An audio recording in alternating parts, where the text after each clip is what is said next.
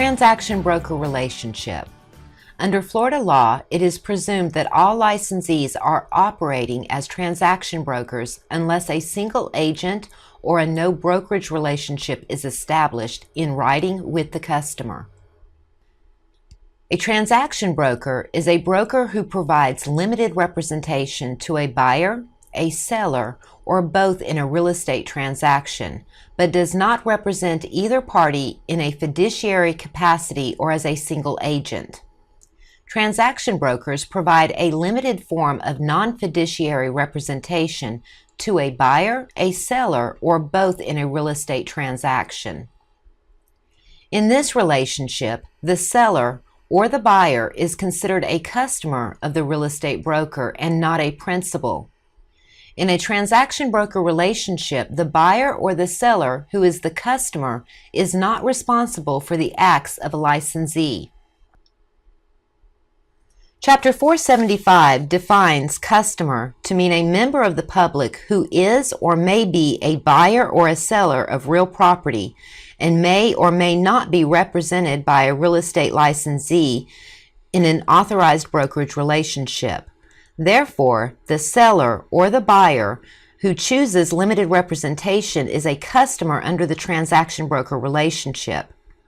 A licensee may enter into a transaction broker relationship with both parties, the buyer and the seller, in a real estate transaction.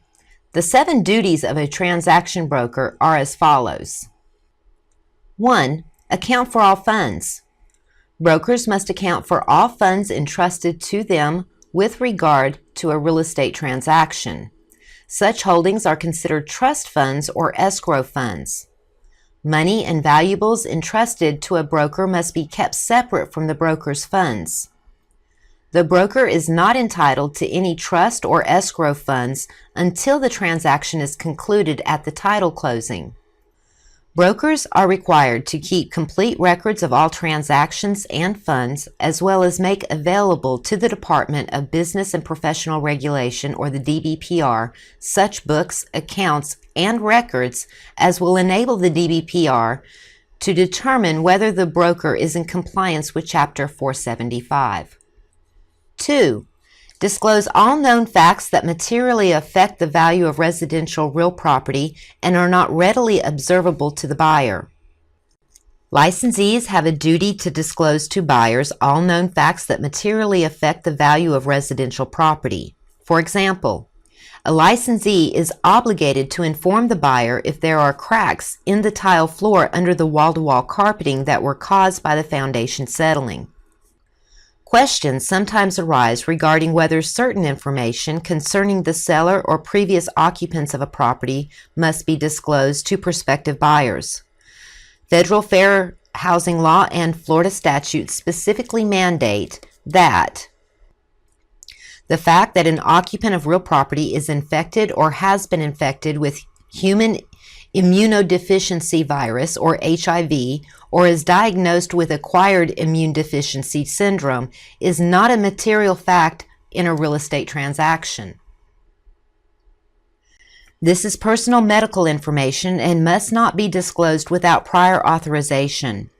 Furthermore, Florida statute mandates that the fact that a property was or was at any time suspected to have been the site of a homicide, suicide, or death is not a material fact in a real estate transaction.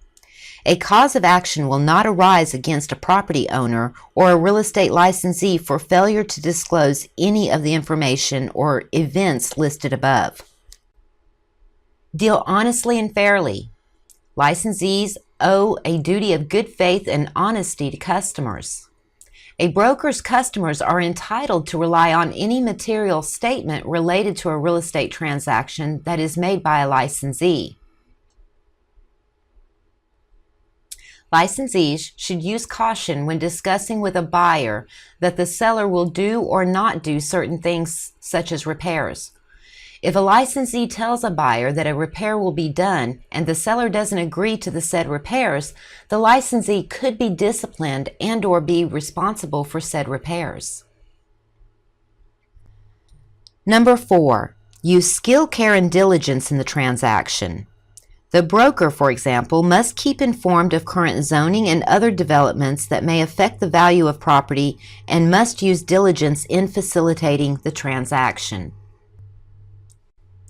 Number 5, present all offers and counter-offers in a timely manner.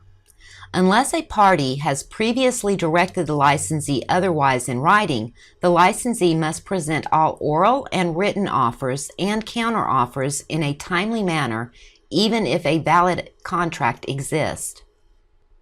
6, exercise limited confidentiality unless waived in writing by a party. This limited confidentiality will prevent the following disclosures: that the seller will accept a price less than the asking or listed price, or that the buyer will pay a price greater than the price submitted in a written offer. The motivation of any party for selling or buying, or that the seller or buyer will agree to financing terms other than those offered, and any other information requested to remain confidential. Number 7, perform any additional duties that are mutually agreed to with a party. A real estate licensee must be careful not to accept duties beyond the scope of limited representation.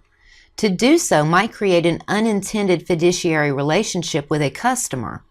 For example, a transaction broker may not promise complete allegiance to a customer because to do so could be interpreted by a court of law to have created a fiduciary relationship.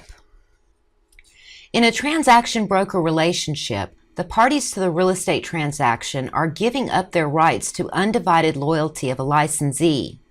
This aspect of limited representation allows licensees to facilitate a real estate transaction by assisting both the buyer and the seller. However, a licensee will not work to represent one party to the detriment of the other party when acting as a transaction broker to both parties. Real estate licensees must fulfill the duties of a transaction broker when that type of representation is selected. The 7 duties listed above apply to all real estate transactions, residential and otherwise, when the parties have agreed to a transaction broker relationship. Key points of a transaction broker relationship.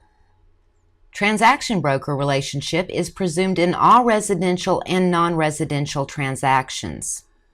Written disclosure is not required, however, bound by transaction broker duties.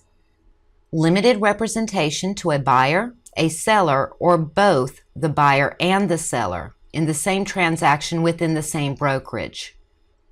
No fiduciary relationship with the buyer or the seller, and parties are represented as customers.